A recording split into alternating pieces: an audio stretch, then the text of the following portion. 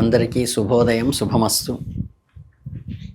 మన తులారాశి వారికి ఈ పరాభవనామ సంవత్సర ఉగాది శుభాభినందనలు. మనకి ఈ ఉగాది తెలుగు సంవత్సర రాశి ఫలాల్లోకి వెళ్తే ఏమవుతుందంటే, ముందుగా అసలు తులారాశి అంటే చిత్తా నక్షత్రం 3-4 పాదాలు, స్వాతి నక్షత్రం 4 పాదాలు, విశాఖలో 1-2-3 పాదాల్లో జన్మించిన వాళ్ళందరూ కూడా ఈ రాశి కిందకి వస్తారు. అలాగే పేరులో మొదటి అక్షరం రా, రీ, రు, రే, రో, తా, తి, తు, తే అనే అక్షరాలతో ఒకటి అయినచో మీరు రాశిలోకి చెందుతారు. అంటే నక్షత్రం ప్రకారం పేరు పెట్టిన వాళ్ళకి ఖచ్చితంగా ఆ నక్షత్రాన్ని తెలుసుకోవచ్చు పేరును బట్టి. ఈ 2026-27 సంవత్సరం అంటే ఈ తెలుగు పరాభవ సంవత్సరంలో వీళ్ళకి కందాయ ఫలాల్లో ఆదాయం 5 ఉంది, ఖర్చు 14 ఉంది. అంటే ఆదాయానికి మించిన ఖర్చులు ఉన్నాయి.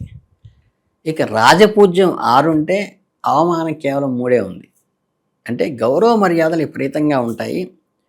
కొద్దిగా ఆ గౌరవ మర్యాదల కోసం ఎక్స్పెండిచర్ ఎక్కువ ఖర్చు పెట్టాల్సి వస్తుంది. ఇక శనైశ్వరుడి సంవత్సరం అంతా కూడా 6వ ఇంట్లో సంచరిస్తారు. అలాగే 6వ ఇంట శని ఉండటం వల్ల శత్రువులపై విజయము, ఆరోగ్యము మరియు పోటీ పరీక్షల్లో విజయం, కాంపిటేటివ్ ఎగ్జామ్స్లో విజయం సాధిస్తారు. గురువు జూన్ 1 నుంచి 9వ ఇంట, అక్టోబర్ 30 వరకు 10వ ఇంట, ఆ తర్వాత ఫిబ్రవరి 24 వరకు 11వ ఇంట సంచరిస్తారు. రాహుకేతువుల సంచారం కూడా అనుకూలంగానే ఉంది. దీనివల్ల సంవత్సరం అంతా ఆర్థిక, సాంఘిక, మానసిక ఉత్సాహం కూడా కలుగుతుంది. మీరు ఏ పని తలపెట్టినా సులభంగా పూర్తి చేయగలుగుతారు. ఇతర సహాయ సహకారాలు మీకు సంపూర్ణంగా లభిస్తాయి. అంటే కోఆపరేషన్ ఉంటుంది పబ్లిక్లో.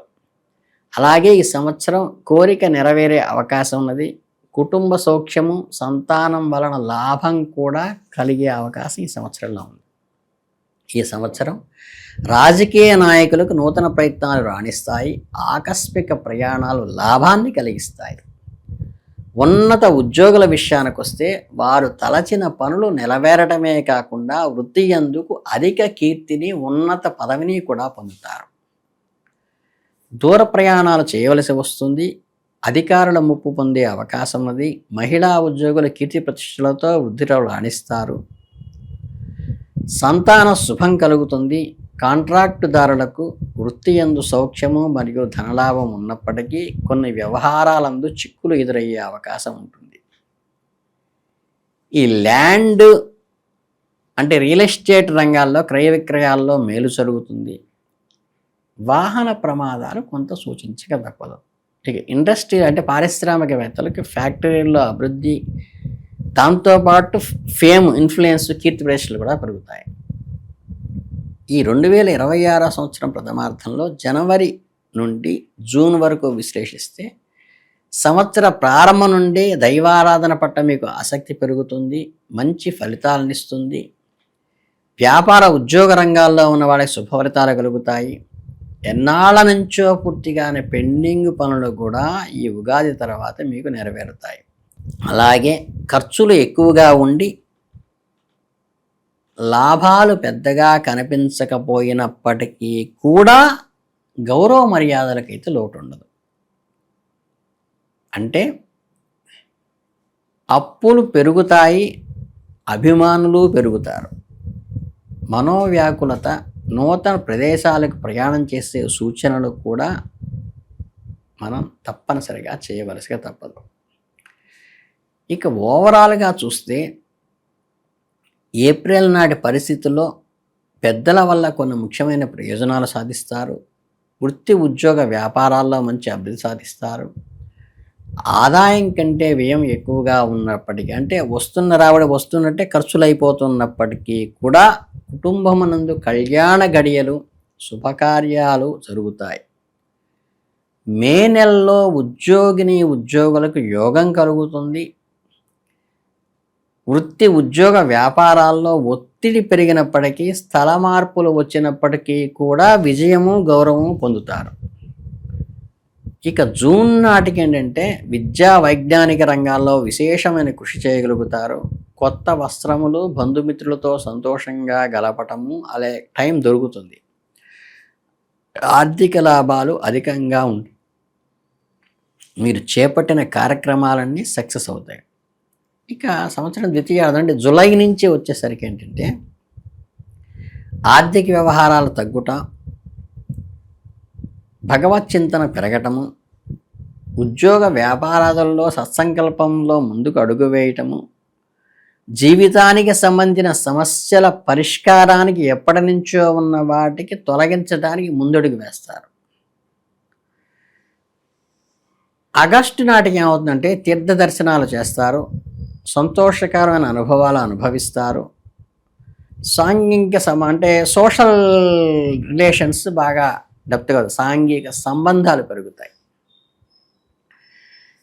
ఇక సెప్టెంబర్ నెలకు వచ్చేసరికి ఏమవుతుందంటే మన సమస్యలకి శాశ్వత పరిష్కారాలకై అడుగులు వేస్తారు, రాజకీయ ప్రతిభ వెలుగులోకి వస్తుంది, మీ మాటకి విలువ పెరుగుతుంది.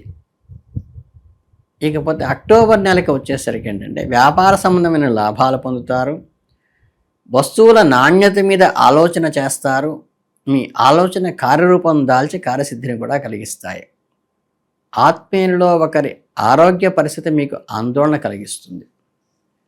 ఇక నవ అంబర్లోకి వచ్చేసరికి అంటే ధనలాభం గురించిన ఆలోచన చేస్తారు, మౌనం వహించటం మంచిది, అలివిగాని చోట అధికులమనరాదు అనే పద్ధతిలో ఈ నెల గడపండి. విద్యా పాండిత్యము పాఠవాలు ప్రదర్శన యందు నైపుణ్యత ఎక్స్పర్టైజేషన్ ముందుకు ఎక్స్పోజ్ చేయండి. ఇక డిసెంబర్ నెలకు వచ్చేసరికి కొంచెం వ్యాపారాందు శ్రద్ధ వహించాలి, రెస్పాన్సిబిలిటీ అంటే బాధ్యతలు ఎక్కువ తీసుకోవాలి, అగ్రిమెంటు రిజిస్ట్రేషన్ గురించి ఆలోచనలు చేయవలసిన అవసరం వస్తుంది. అదృష్టవశాత్తు మనకి చిత్తా నక్షత్రం వారు పగడాన్ని కానీ, స్వాతి నక్షత్రం వారు గోమేధికాన్ని కానీ, విశాఖ నక్షత్రం వారు పుష్యరాగాన్ని కానీ ఉంగరం ధరించి ఉన్నట్లయితే వాళ్ళకి అదృష్టం ఉంటుంది, వీలైతే ధరించండి. అలాగే 1, 3, 4, 6, 9 అదృష్ట సంఖ్యలుగాను, బుధ శుక్రవారాలు అదృష్ట వారాలుగాను చెప్పడం జరుగుతుంది. మీ ఇష్టదైవంను ఎల్లప్పుడూ తలుచుకోవటం మంచిది. మీకు వీలు కలిగినప్పుడల్లా మీ ఇలవేలు పైన దైవాన్ని దర్శనం చేసుకుని అర్చన చేయించుకోండి, సత్సంగాల్లో పాల్గొనండి. తప్పనిసరిగా దైవ ప్రార్థన ద్వారా మీకు అనుకూలమైన ఫలితాలు వస్తాయి. ఇక ఈ చిన్న చిన్న దోష నివారణకి కొన్ని నియమాలు పాటించాలి. అవి ఏంటంటే మంగళవారాలందు ఆంజనేయ స్వామికి ఆకు పూజ చేయించటం కానీ, సింధూరం లేపనం చేసి దాని మీద తైలాభిషేకం చేయటం కానీ, అప్పాల నివేదన చేయటం ద్వారా కూడా మంచి జరుగుతుంది. అలాగే కుజుడికి కందులు నివేదన చేయటం ద్వారా కానీ, లేదా ఎర్రని వస్త్రాన్ని పేదలకు దానం చేయటం ద్వారా కూడా మంచి జరుగుతుంది. శుక్రవారం నాడు లక్ష్మీ సహస్రనామం కూడా అంటే సనత్కుమార సహితంగా ఉన్న లక్ష్మీ సహస్రనామాన్ని కొన్ని దొరుకుతాయి, వాటిని చేసుకోవడం చాలా శ్రేష్టము. సంధ్యా సమయంలో చేసుకోండి. రవ్వ కేసరి ప్రసాదాన్ని అమ్మవారికి పెడితే చాలా మంచిది. ఈ దత్త సాంప్రదాయంలో ఉన్నవారు గురువారం నాడు ఎవరికైనా అతిథికి చక్కగా గోధుమ రొట్టెలు నివేదన చేయటం ద్వారా కానీ, శనగలు దానం చేయటం ద్వారా కానీ, శనగపిండితో తయారు చేసిన పదార్థాలు పెట్టడం ద్వారా కానీ మంచి జరుగుతుంది. ఇక్కడ ఎంత డబ్బు ఖర్చు పెట్టి చేయవలసిన అవసరం లేదు. 1కి 4 సార్లు చెబుతున్నాను.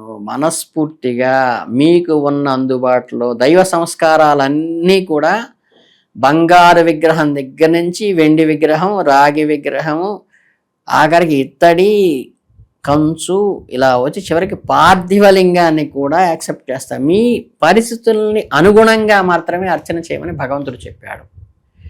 వీటికి ప్రమాణంగా అంటే ధనాన్ని ప్రమాణంగా ఎంచకుండా మీ స్వశక్తిని, దైవం మీద మీ కల భక్తిని మాత్రమే ముందు పెట్టుకుని మీ మనోధైర్యంతో ముందుకెళితే ఈ తులారాశి వారికి పరాభవనామ సంవత్సరంలో మెరుగైన ఫలితాలు పొందాలని, ఆరోగ్య ఐశ్వర్యాలతో తులతూగాలని మనస్ఫూర్తిగా ఆశీర్వదిస్తూ శుభమస్తు.